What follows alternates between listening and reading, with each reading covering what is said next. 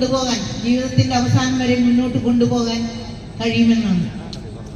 അതുകൊണ്ട് തന്നെ നമ്മൾ എല്ലാം മറന്നുകൊണ്ട്, ഞാൻ നേരത്തെ പറഞ്ഞതുപോലെ ഒരുപാട് പ്രശ്നങ്ങൾ നമ്മുടെ നാട്ടിലുണ്ടായി. നമ്മൾ വിഷമിച്ചു, സങ്കടപ്പെട്ടു. വീട് നഷ്ടപ്പെട്ടവരുണ്ട്, കുടുംബം നഷ്ടപ്പെട്ടവരുണ്ട്. ഈ അടുത്ത കാലത്താണെങ്കിൽ വയനാട്ടിൽ നടന്ന ഉരുൾപൊട്ടലുമായി ബന്ധപ്പെട്ട് ഒത്തിരി പേരാണ് നമ്മുടെ സഹോദരന്മാർ നമ്മളെ വിട്ടുപിരിഞ്ഞത്. നമ്മുടെ നാടിന്റെ തന്നെ തീരാ ദുഃഖമായി മാറിയത്. എന്നാലും അതെല്ലാം മറക്കാനുള്ള കഴിവാണല്ലോ മനുഷ്യനെ ജീവിക്കാൻ പ്രേരിപ്പിക്കുന്നത്.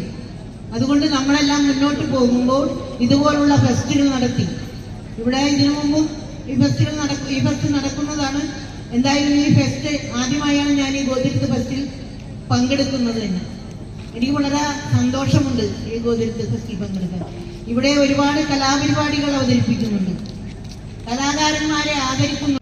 ഇന്നലെയാണ് ചുവടി ഫെസ്റ്റ് സമാപിച്ചത്. ഇന്നും നാളെയുമായി ഗോതിരത്ത് ഫെസ്റ്റ് നടക്കുക. ഇത് ഒരു നാടാകെ, അവിടുത്തെ മനുഷ്യരാകെ ഒറ്റ മനുഷ്യനായി മാറിക്കൊണ്ട് നടത്താൻ കഴിയുന്ന ഒരു പരിപാടിയാണ്. ആ കൂട്ടായ്മ യഥാർത്ഥത്തിൽ ഈ നാടിന്റെ വികസനത്തെ സഹായിക്കുന്ന ഒന്നാണ്. മുസ്ലിംസ് ഹെറിറ്റേജ് സൊസൈറ്റി യഥാർത്ഥത്തിൽ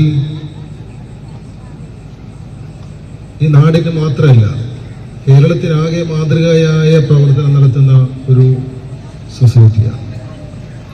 ഈ നാടിന്റെ സമഗ്രമായ വികസനം ലക്ഷ്യമിട്ടുകൊണ്ടാണ് മുന്നോട്ട് പോകുന്ന ഈ സൊസൈറ്റിയുടെ പ്രവർത്തനങ്ങൾക്ക്, അതിന്റെ ഭാരവാഹികൾക്ക് ആദ്യമായി ഞാൻ എല്ലാവിധ അഭിനന്ദനങ്ങളും അറിയിക്കുകയാണ്. തീർച്ചയായും ഇത്തരത്തിൽ പരിപാടികൾ എല്ലാ വർഷവും നടത്തുക എന്നത് തന്നെ ഭാരിച്ച ഒരു ജോലിയാണ്. അത് മുടങ്ങാതെ ഇങ്ങനെ നടത്തിക്കൊണ്ടുപോകുന്ന ഇതിന്റെ പിന്നിൽ പ്രവർത്തിച്ച